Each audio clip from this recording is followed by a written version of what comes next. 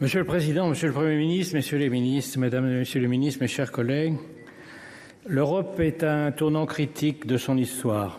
Le bouclier américain se dérobe, l'Ukraine risque d'être abandonnée, la Russie renforcée. Washington est devenu la cour de Néron, un empereur incendiaire, des courtisans soumis et un bouffon sous kétamine chargé de l'épuration de la fonction publique.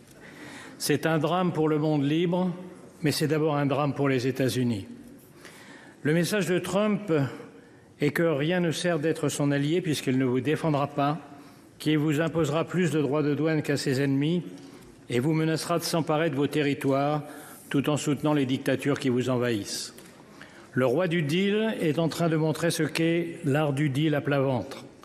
Il pense qu'il va intimider la Chine en se couchant devant Poutine, mais Xi Jinping, devant un tel naufrage, est sans doute en train d'accélérer les préparatifs de l'invasion de Taïwan. Jamais dans l'histoire un président des États-Unis n'a capitulé devant l'ennemi. Jamais aucun n'a soutenu un agresseur contre un allié. Jamais aucun n'a piétiné la Constitution américaine, pris autant de décrets illégaux, révoqué les juges qui pourraient l'en empêcher, limogé d'un coup l'état-major militaire, affaibli tous les contre-pouvoirs et pris le contrôle des réseaux sociaux.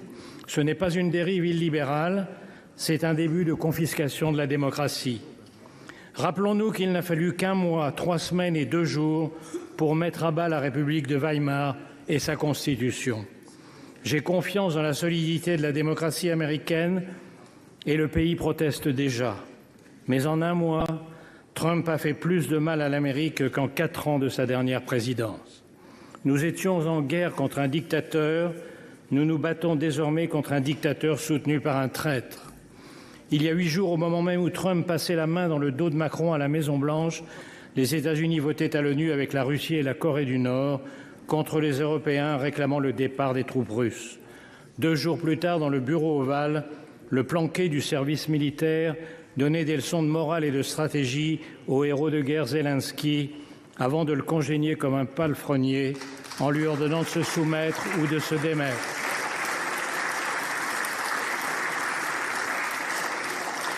Cette nuit, il a franchi un pas de plus dans l'infamie en stoppant la livraison d'armes pourtant promise. Que faire devant cette trahison? La réponse est simple, faire face. Et d'abord ne pas se tromper. La défaite de l'Ukraine serait la défaite de l'Europe. Les pays baltes, la Géorgie, la Moldavie sont déjà sur la liste.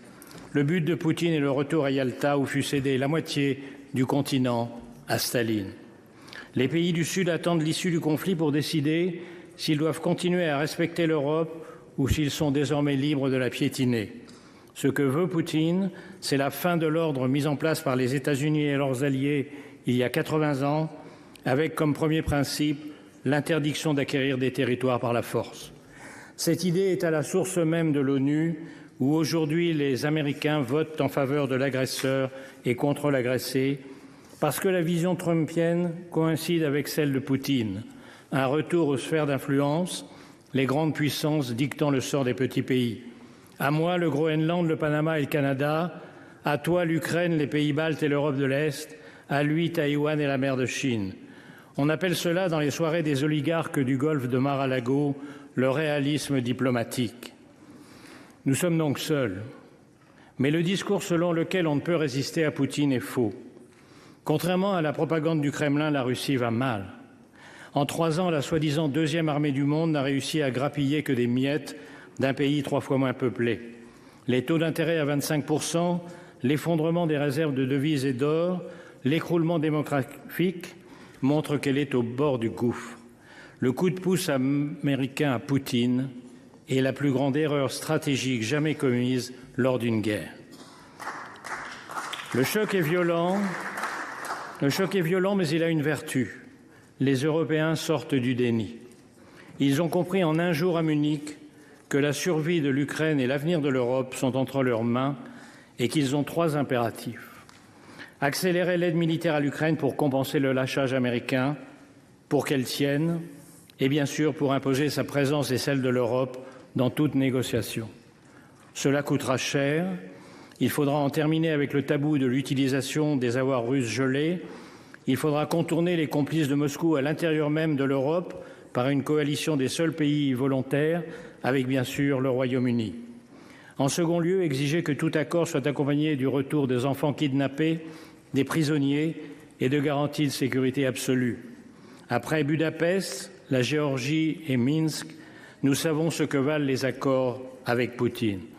Ces garanties passent par une force militaire suffisante pour empêcher une nouvelle invasion. Enfin, et c'est le plus urgent, parce que c'est ce qui prendra le plus de temps, il faut rebâtir la défense européenne négligée au profit du parapluie américain depuis 1945 et sabordée depuis la chute du mur de Berlin.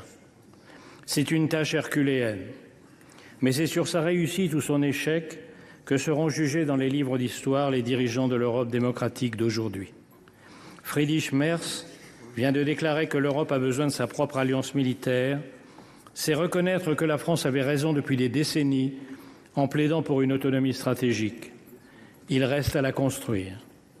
Il faudra investir massivement, renforcer le Fonds européen de défense hors des critères d'endettement de Maastricht, harmoniser les systèmes d'armes et de munitions, accélérer l'entrée dans l'Union de l'Ukraine, qui est aujourd'hui la première armée européenne, repenser la place et les conditions de la dissuasion nucléaire à partir des capacités françaises et britanniques, relancer les programmes de boucliers antimissiles et de satellites. Le plan annoncé hier par Ursula von der Leyen est un très bon point de départ. Et il faudra beaucoup plus. L'Europe ne redeviendra une puissance militaire qu'en redevenant une puissance industrielle. En un mot, il faudra appliquer le rapport Draghi, pour de bon.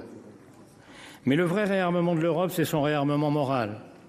Nous devons convaincre l'opinion face à la lassitude et à la peur de la guerre, et surtout face aux comparses de Poutine, l'extrême droite et l'extrême gauche.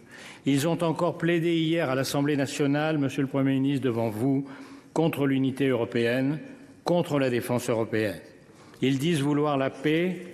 Ce que ni eux ni Trump ne disent, c'est que leur paix, c'est la capitulation, la paix de la défaite, le remplacement de Gaulle-Zelensky par un Pétain ukrainien à la botte de Poutine, la paix des collabos qui ont refusé depuis 3 ans toute aide aux Ukrainiens. Est-ce la fin de l'Alliance atlantique?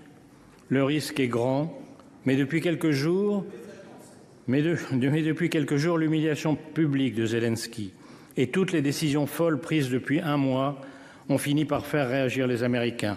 Les sondages sont en chute, les élus républicains sont accueillis par des foules hostiles dans leur circonscription, même Fox News devient critique.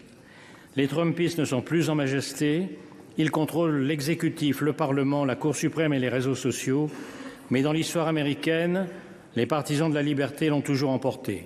Ils commencent à relever la tête.